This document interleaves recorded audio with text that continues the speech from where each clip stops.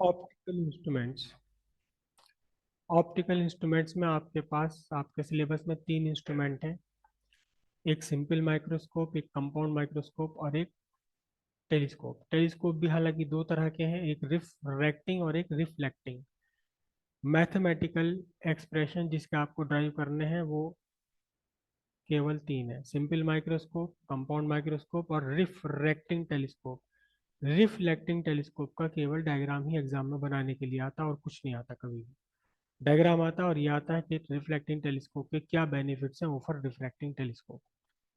तो उसका मैथमेटिक्स करते नहीं है, हालांकि उसकी भी डेरिवेशन जो की त्यों है। तो सबसे पहले ऑप्टिकल इंस्ट्रूमेंट है क्या चीज़? सिंपल सी बात है, एक ऐसा इंस्ट्रूमेंट जो आपके किसी ऑब्जेक्ट की एनलार्ज्ड इमेज बनाए। एनलार्ज्ड इमेज बनाए और क्लियर बनाए, दोनों मोटिव एक साथ फुलफिल होने चाहिए। एनलार्ज भी हो, क्लियर भी हो। या कभी कभार ऐसा भी होता है कि एनलार्ज हमारे पास ऑलरेडी एनलार्ज्ड है लेकिन क्लियर नहीं है, तो क्लियर करना भी ऑप्टिकल इंस्ट्रूमेंट का ही एक रोल है। तो any instrument that make enlarged and clear image of an object is called optical instrument। वो ऑब्जेक्ट आपके हाथ में भी हो सकता है, वो ऑब्जेक्ट आपके पहुंच से दूर भी हो सकता है, जैसे स्टार्स हैं, प्लैनेट्स हैं। दोनों को ही हम ऑप्टिकल इंस्ट्रूमेंट कहेंगे। ठीक है, आईडी डाल दीजिए optical instrument. An instrument that may an instrument that form large and clear image of an object is called optical instrument। Optical instrument समझने से पहले हमें एक टर्म समझनी पड़ेगी, एक टर्म और एक फिनोमिनन समझना पड़ेगा। टर्म है angle subtended by an object at our eye. Angle subtended by object at our eye. कोई भी ऑब्जेक्ट हमें कितना बड़ा दिखाई देगा, ये डिपेंड करता है angle subtended by object at our eye. Moon का साइज अर्थ से भी छोटा है, अर्थ का साइज बहुत छोटा है सन से, लेकिन मून और सन दोनों ही हमें सेम साइज के दिखाई पड़ते हैं। इसीलिए टोटल सोलर इक्लिप्स पड़ता है, क्योंकि टोटल सोलर इक्लिप्स के टाइम पर मून पूरी तरह से कवर अप कर लेता है सन को, जबकि मून बहुत छोटा है। तो क्यों हमें ये दोनों एक जैसे एक ही साइज के दिखाई देते हैं? कोई रीजन इसके पीछे? हम्म दोनों ही इन्फिनिटी पर है। नहीं, इन्फिनिटी पर तो स्टार्स भी हैं, वो तो नहीं दिखाई देते।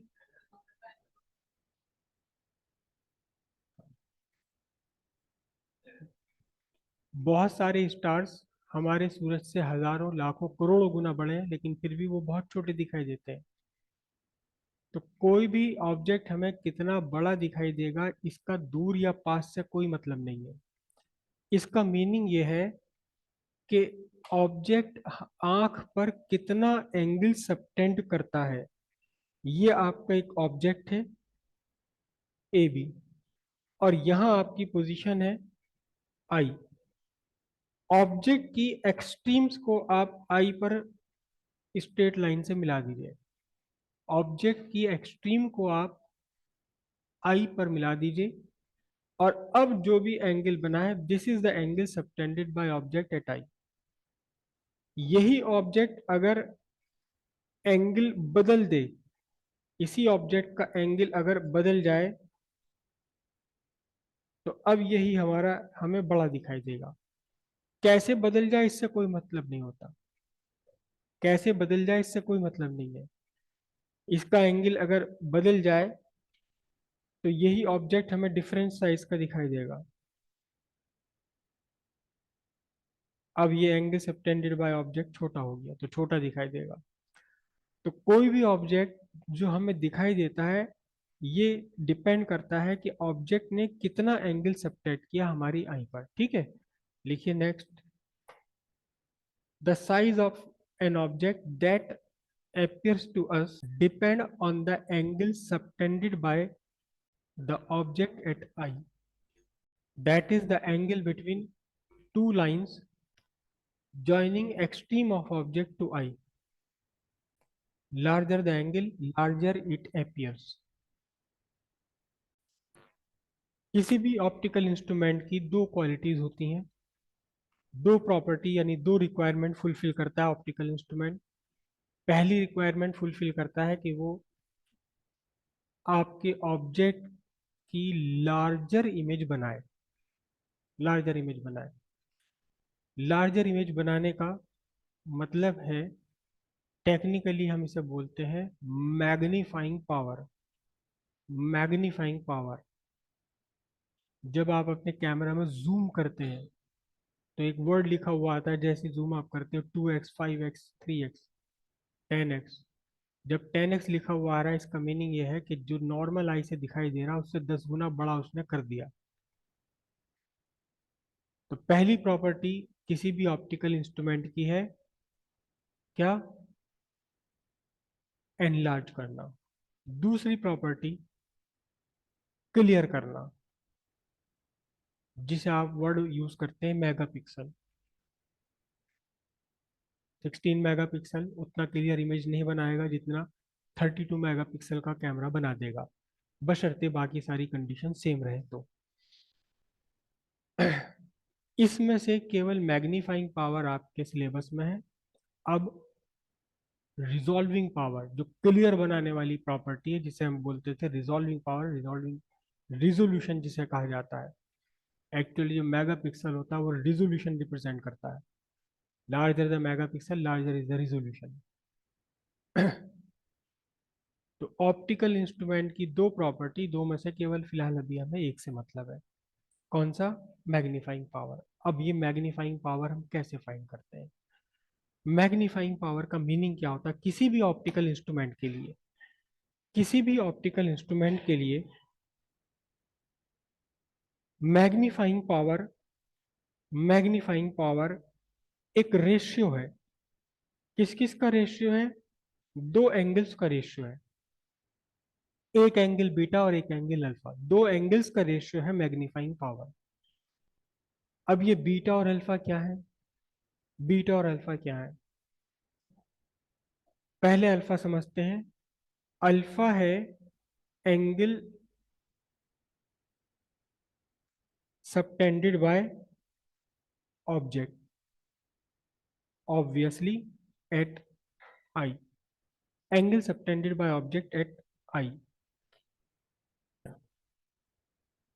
लेकिन इसमें भी एक प्रॉब्लम है, क्योंकि दो तरह के इंस्ट्रूमेंट है हमारे पास ऑप्टिकल इंस्ट्रूमेंट। एक वो इंस्ट्रूमेंट जिसे हम बोलते हैं माइक्रोस्कोप।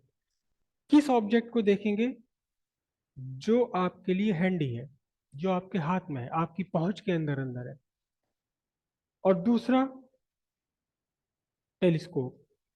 टेलीस्कोप वो उस ऑब्जेक्ट को देखने के लिए यूज करेंगे जो आपकी पहुंच से बाहर है, फार ऑफ है।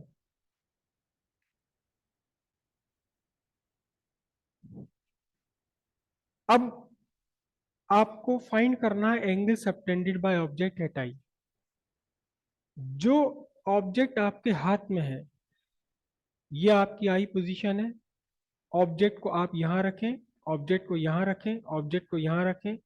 कहां रखें ऑब्जेक्ट को?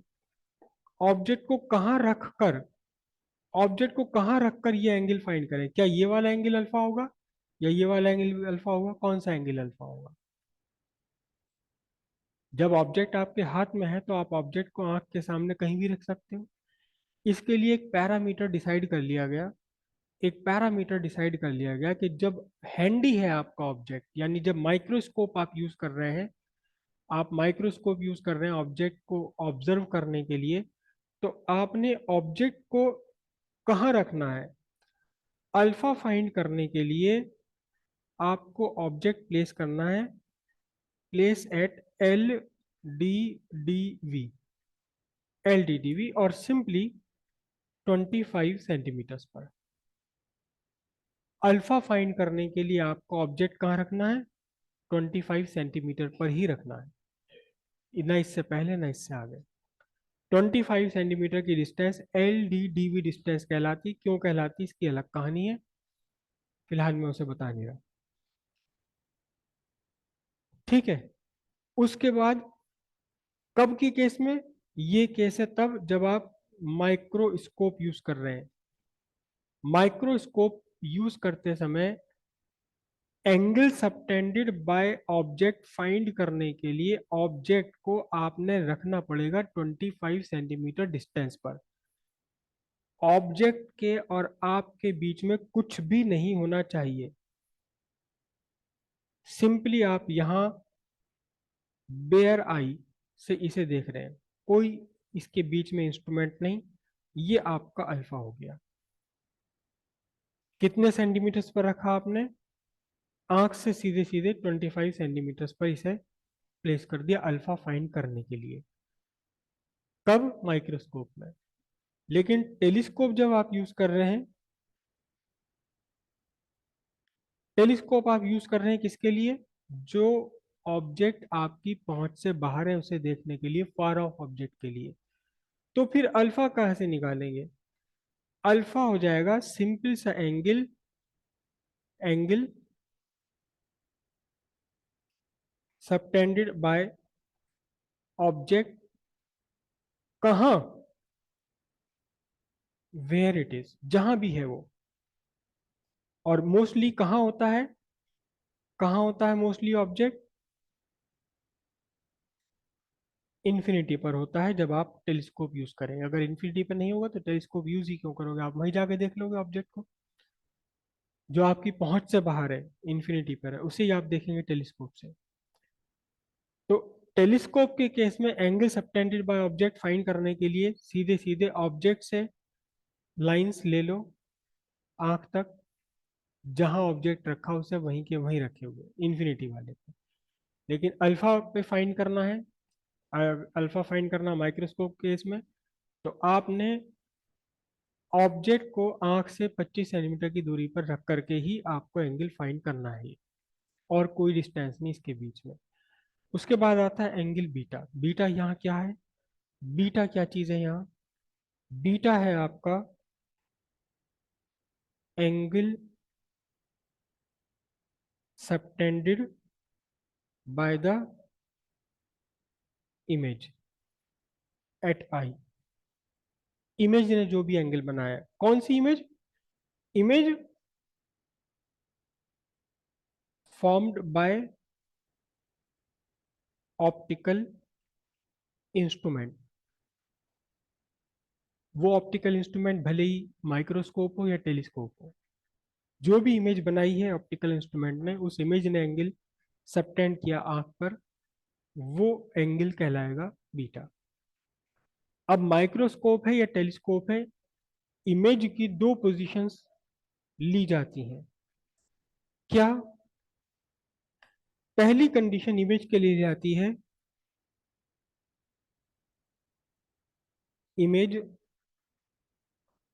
Formed at L D D V, L D D V पर। जब आपकी फाइनल इमेज, एक दो या दो से ज्यादा भी इमेज बन जाती हैं ऑप्टिकल इंस्ट्रूमेंट में, लेकिन ये बात है किसकी, फाइनल इमेज। फाइनल इमेज जब फॉर्म्ड होती है एलडीडीवी पर, तो जब भी फाइनल इमेज एलडीडीवी पर होगी तो आपका ऑप्टिकल इंस्ट्रूमेंट कहा जाएगा कि ऑप्टिकल इंस्ट्रूमेंट आपका नियर पॉइंट एडजस्टमेंट पर सेट है।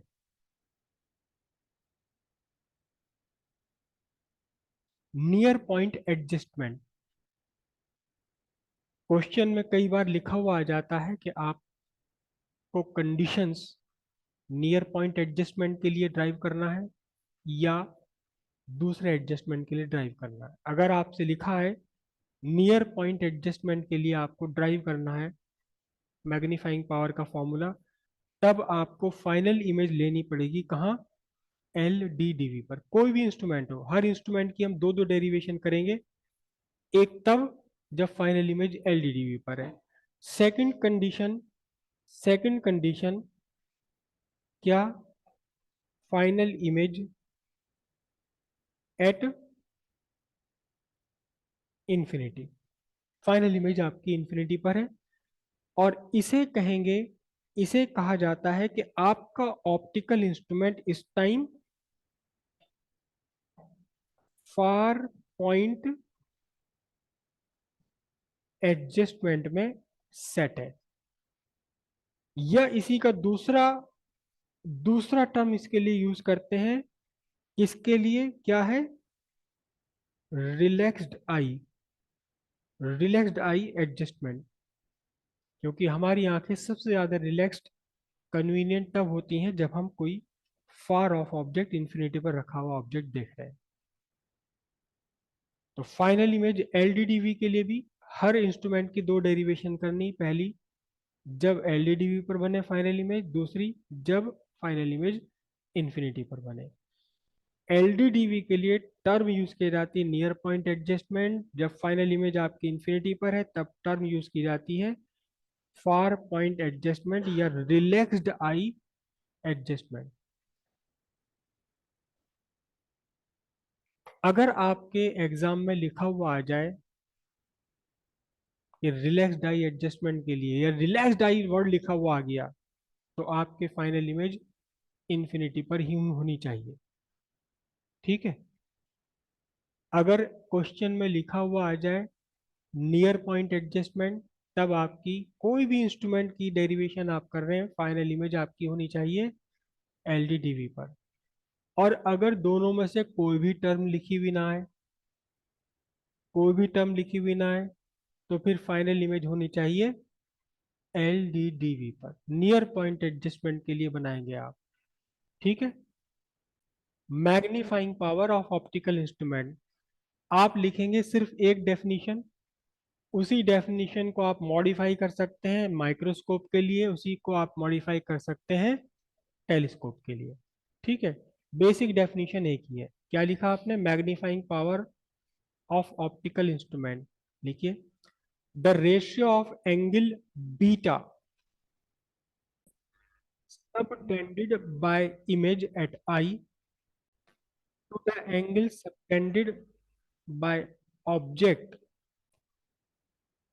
alpha at eye under given conditions